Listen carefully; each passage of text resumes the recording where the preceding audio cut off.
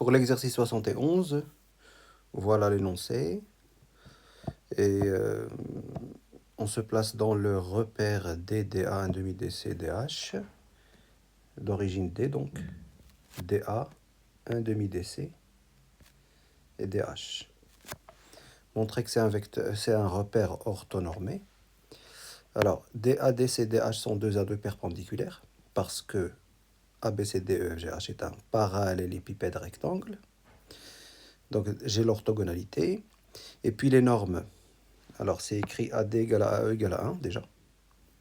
Donc, DA égale à DH égale à 1. Et puis, comme DC est égal à 2, parce que AB est égal à 2, alors 1 demi DC, donc la norme de celui-là, est aussi égale à 1 demi fois 2, qui est égal à 1. Voilà. Donc c'est un repère orthonormé. Déterminer les coordonnées des vecteurs IJ et IK. Alors d'abord, les coordonnées de I, du point I.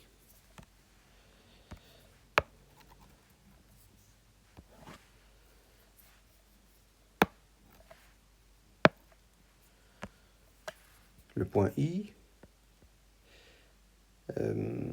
il est d'abord dans le plan, il appartient au plan DAH. Donc il n'a pas de coordonnées suivant 1 demi DC. Et puis, vous avez 1 sur 2 par rapport à DA. Et vous avez aussi 1 sur 2 par rapport à DH. Et vous avez 0 par rapport à 1 demi DC. Ça, c'est les coordonnées de I. J. Eh bien, pour J, qu'est-ce que vous avez? J, c'est le centre du rectangle DCGH. Donc, il appartient au plan DCH, donc il n'a pas de coordonnées selon DA. Selon DA, sa coordonnée, c'est 0. Son abscisse, c'est 0. Et puis, pour J, vous avez, suivant 1 demi DC, sa coordonnée, c'est 1. Son ordonnée, donc, c'est 1. Et puis, suivant DH, vous avez 1 demi. Parce qu'un des vecteurs, le vecteur directeur des ordonnées, c'est pas ADC, c'est 1 demi DC. Donc, ici, vous avez comme ordonnée 1 et pas 1 demi pour J. Bien.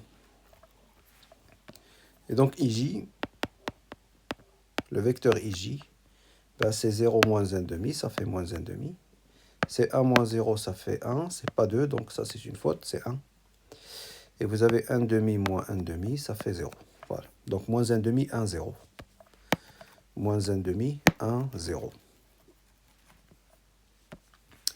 Ensuite, IK, pareil. K, les coordonnées de K, c'est 1, 1, 1 demi.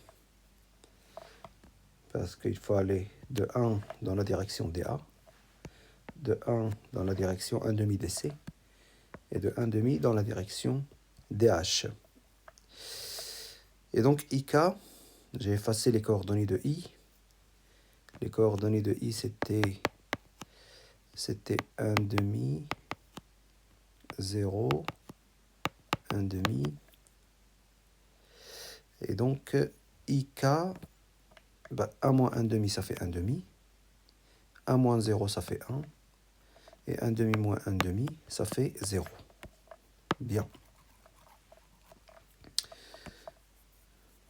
Et donc, si je veux calculer le produit scalaire IJ-IK, là on est dans un repère orthonormé, donc je peux tout simplement appliquer la formule xx' plus yy' plus zz'. Donc moins 1 demi fois 1 demi, plus 1 fois 1, plus 0 fois 0, parce que ça c'était 1. Et donc 1 moins 1 quart, ça fait 3 quarts. 1 moins 1 quart, ça fait 3 quarts. Ensuite, la longueur IJ. La longueur IJ, avec les coordonnées, je peux la calculer comme ça. La racine carrée de moins 1 demi au carré, plus 1 au carré, plus 0 au carré. Moins 1 demi au carré, c'est 1 quart. Et 1 au carré, c'est 1. Donc ça fait racine de 5 sur 4. Je peux sortir le 4 de la racine. Ça fait racine de 5 sur 2. Pareil pour IK. Même calcul. Racine de 5 sur 2. Alors, on veut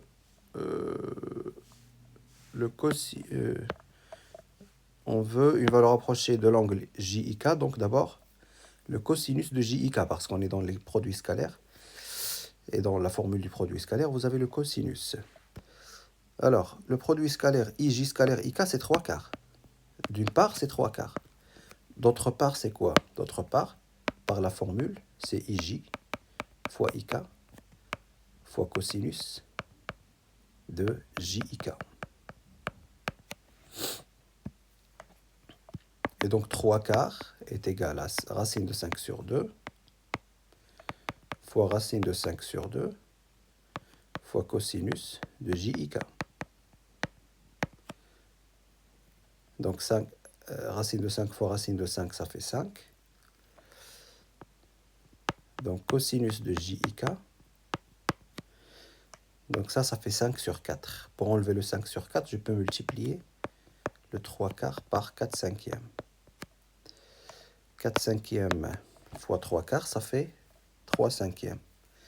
Donc le cosinus de JIK 3 cinquièmes, et vous utilisez la calculatrice avec le cos moins 1 ou bien l'arcos, arcos selon la calculatrice que vous avez pour déduire la valeur approchée de l'angle JIK qui est de 53,13 à peu près degrés.